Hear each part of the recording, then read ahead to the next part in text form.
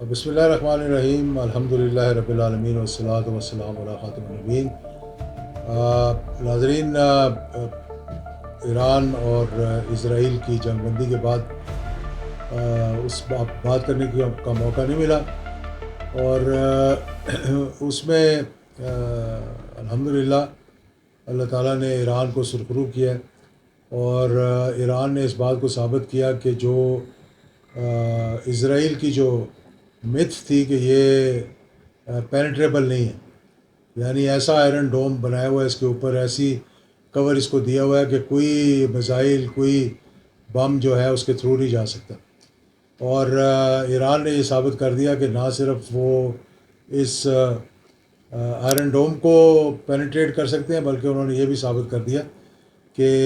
اسرائیل جو ہے وہ انونسیبل نہیں ہے، یعنی کہ وہ بھی ایک گھٹنے ٹیکنے کے لیے راضی ہو سکتا ہے اگر مسلمانوں کے اندر ہمت ہو اور وہ صحیح اپنا سٹینڈ لیں۔ اگر یہ شروع میں مسلمانوں نے جس طرح اب ایران نے سٹینڈ لیا، اگر غزہ کے معاملات کے اندر اگر اس وقت یہ سٹینڈ لیا ہوتا، وہ اسی کی میٹنگ بلائی ہوتی اور صرف کنڈمنیشن کے نہ کی ہوتی بلکہ تھریٹ کیا ہوتا ہے اسرائیل کو کہ اگر آپ نے یہ کیا، لیکن ہم خاموشی سے تماشا دیکھتے رہے۔ انہوں نے حزب اللہ کے خلاف نصر اللہ کو مارا، اور ایران کے اندر جا کے مارا لوگوں کو، پھر سیریا کے اندر ہوا، دیگر معاملات جو ہوئے، ہم سارے مسلمان ممالک جو ہے وہ خاموشی سے دیکھتے رہے، اور ہر کسی نے یہ سمجھا کہ ہمارے تو تعلقات بہتر ہو گئے ہیں تو ہم پہ تو یہ کچھ اثر کرے گا نہیں، تو اس لیے ہم خاموشی سے تماشا دیکھتے رہیں۔ اب بالکل اس میں اور پاکستان کے جو ہندوستان کی جو جنگ ہوئی تھی اس میں ایک کمپیریزن ایسے کہ آپس میں بہت ملتے ہیں ایک دوسرے سے، کہ پہلے ایک جوائنٹ آپریشن جو کیا تھا اسرائیل نے اور را نے مل کر، جو پہلگام میں اپنے ہی لوگوں کو وہاں پہ ہلاک کیا انہوں نے، اور اس کے بعد ایک بہانہ بنا کر پاکستان کے اوپر حملہ کر دیا، اور دہشت گردی دہشت گردی دہشت گردی۔ ایک علاقے کو اگر آپ سبجوگیٹ کر رہے ہیں، ایک علاقے پر اگر آپ نے قبضہ کیا ہوا ہے، ایک علاقے میں اگر آپ نے 7 لاکھ سے اپنی زیادہ فوج رکھی ہوئی ہے، انٹیلیجنس رکھی ہوئی ہے، اور آپ کو ابھی تک یہ معلوم نہیں ہوا کہ کون اس کے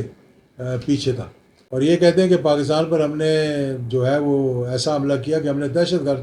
گردوں کے ٹھکانے پر حملے کیے ہیں۔ یہ اسرائیل کا بھی یہی جو ہے مائنڈ سیٹ ہے، اور ان کا بھی ایک ہی مائنڈ سیٹ ہے، اور یہ مل کر انہوں نے کیا، اور اس کے بعد یہ کہا کہ ہم نے پاکستان کو بتا دیا تھا کہ ہم نے دہشت گردوں پر حملے کیے۔ اب مجھے یہ سمجھایا جائے کہ کیا دہشت گرد کشمیر کے اندر ہیں، یا پاکستان یہ دہشت گردی کروا رہا ہے، یا دہشت گرد غزہ کے اندر ہیں جو دہشت گردی کروا رہے ہیں، یا پھر اسرائیل اور ہندوستان جو ہے وہ اسرائیل غزہ کے اندر اور ہندوستان جو ہے کشمیر کے اندر ریاستی دہشت گردی کر رہے ہیں، اور وہ ریاستی دہشت گردی جس کی کوئی جوڑ نہیں ملتا دنیا کی تاریخ میں کہ کہاں پر اتنا ہوا ہو، اور اس کی وجہ صرف ایک ہی ہے، اور اس کی وجہ یہ ہے کہ پاکستان کا، میں نہیں کہتا لیکن تمام مسلم ممالک جس میں ہم بھی آتے ہیں، کمزوری ہماری ہے کہ ہم نے اپنی اپنی بات کی ہے، اجتماعی طور پر امت کی بات نہیں کی، اور اگر امت اکٹھی ہوتی تو سارے معاملات ٹھیک ہو جانے تھے، لیکن اس کی سمجھ بہت کم لوگوں کو آئے گی۔ ایک اور اس کی جو مواصلت ہے، جو اسرائیل کی پیس جو انہوں نے کروائی اور جو ہندوستان نے پیس کروائی، کہ دونوں کو جب مار پڑی، اور ایسی مار پڑی کہ میرا خیال ہے کہ تاریخ میں اتنی مار ان کو نہیں پڑی، تھوڑی سی مار پڑی تھی ان کو 1973 کی جنگ تھی اس کے اندر، لیکن پھر بھی وہ اپنے آپ کو یہی ڈکلیئر کر رہے تھے کہ ہم کامیاب ہوئے۔ اب وہ ڈکلیئر نہیں کر سکتے کہ وہ کامیاب ہوئے۔ اس میں یہ ہے کہ پہلے ہندوستان نے ٹرمپ کو کہا کہ ہماری جو ہے وہ صلح کروا دیں، تو پھر امریکہ نے پاکستان سے رابطہ کیا، پھر نتن یاہو نے بھی امریکہ کو کہا کہ بھئی کافی ہو گئی ہے، اب پٹائی شروع ہو گئی ہے، میں جتنا بھی وہاں پہ جا کے مار لوں گا، جو ان کے میزائل ہیں ان کو ہم ختم نہیں کر سکتے، اور وہ جو ہے کہ آپ اس جنگ کو ختم کروائیں۔ اب ٹرمپ جو ہے، امریکہ جو ہے وہ ڈائریکٹ پھر ایران سے بات نہیں کر سکتا تھا، انڈائریکٹلی انہوں نے قطر کے اندر، کہ قطر کو انہوں نے کہا کہ آپ یہ صلح کروائیں، اور قطر کے اندر ایک دن پہلے انہوں نے ایران نے میزائل مارا تھا امریکن بیس پہ، جسے کہ انہوں نے انٹرسیپٹ کر لیا، لیکن جیسے کہ آئرن ڈوم کو ایران نے پینیٹریٹ کیا تھا، اسی طرح وہ قطر کے لیے مشکلات آ سکتی تھیں، اور دیگر ممالک جہاں جہاں کے امریکن کی بیسز تھیں ایران ان کو ہٹ کر سکتا، ان کے پاس وہ میزائل تھے جس سے وہ ہٹ کر سکتے تھے۔ تو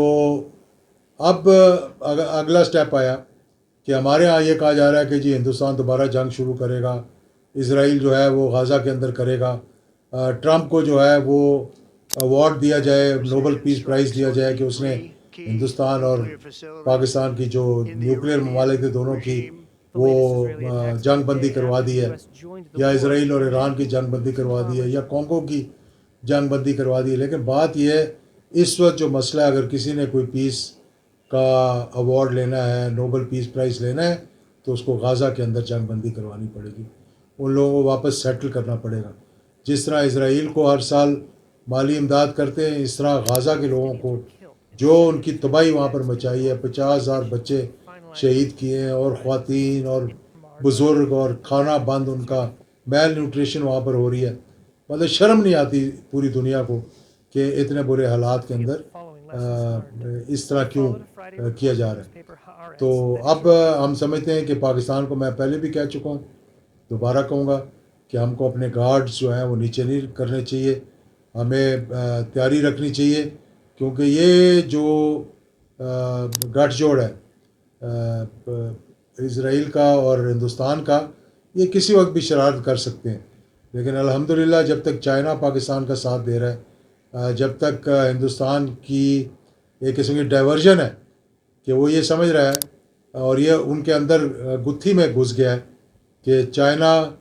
پاکستان کا پوری طرح سے ساتھ دے گا، اور اس نے اس بات کا اظہار بھی کر دیا، ان کے فارن منسٹر نے، ان کے پروفیسرز نے۔ اور ہندوستان کے اگر اب آپ وی لاگز یا پوڈ کاسٹ سنیں تو اس میں یہ کہا جاتا ہے کہ اب اگر جنگ لگی پاکستان اور ہندوستان کی، تو یہ صرف پاکستان اور ہندوستان کی جنگ نہیں ہوگی، یہ کشمیر میں جنگ ہوگی، پاکستان کی جنگ ہوگی، اور چائنا ان کو ڈرا کر رکھے گا۔ چائنا ڈائریکٹلی نہیں کرے گا حملہ، چائنا انڈائریکٹلی کرے گا ان پر، اور پھر جو ان سے پھر برداشت نہیں ہوگا۔ یہ جو شائننگ انڈیا ہے، یا جو اتنے ریزرو رکھے ہوئے ہیں، 2 منٹ نہیں لگتے، جس طرح اسرائیل سے ان کے اپنے لوگ بھی بھاگ گئے اور سارے انویسٹر بھی بھاگ گئے وہاں سے، اور اب ان کو ٹائم لگے گا ان کو واپس بلانے کے لیے، اور جو ٹارگٹ مارے اسرائیل کے ایران نے، وہ ساری دنیا کو پتہ ہے۔ حالانکہ بلیک آؤٹ انہوں نے رکھا، اور وہ سمجھتے تھے جی کہ ہمارے جو ہے وہ نقصان کبھی نہیں ہوگا، ہم چاہے جس ملک کا نقصان کر لیں، اور جارڈن کا نقصان کیا، سیریا کا کیا، ایجپٹ کا کیا، اور پھر عراق کا کیا، بمباری کر دی۔ اور یہ ڈاکٹر عبدالقدیر خان نے کہا تھا، میں ایک دفعہ اس کو ریپیٹ کرتا ہوں کہ جنرل ضیاء الحق شہید نے کیا کہا تھا، اور کیوں اسرائیل کو جرأت نہیں ہوئی پاکستان پر حملہ کرنے کی، کیونکہ عراق پر انہوں نے حملہ کیا، کیونکہ عراق ان کو جواب نہیں دے سکتا تھا۔ اور ڈاکٹر قدیر نے کہا کہ اگر پاکستان پر حملہ کرتے تو ہم نے ایسا جواب دینا تھا کہ ان کی نسلیں، آنے والی نسلیں یاد رکھیں۔ تو آئندہ کے لیے میں سمجھتا ہوں کہ تھوڑا سا مسلمان ممالک کو متحرک ہونا پڑے گا، اور آپس میں ایک اتحاد کے لیے، اور OIC کو تھوڑا سا افیکٹو کریں، کیونکہ اقوام متحدہ تو فارغ ہو چکی ہے۔ اب مسلمان آپس میں اگر متحد ہوں گے تو شاید کچھ اچیو کر لیں، کیونکہ اقوام متحدہ کے ذریعے اب جہاں پر امریکہ کے یا اسرائیل کے انٹرسٹ ہوں گے، وہاں پہ کوئی پیش رفت نہیں ہو سکتی۔ بہت شکریہ۔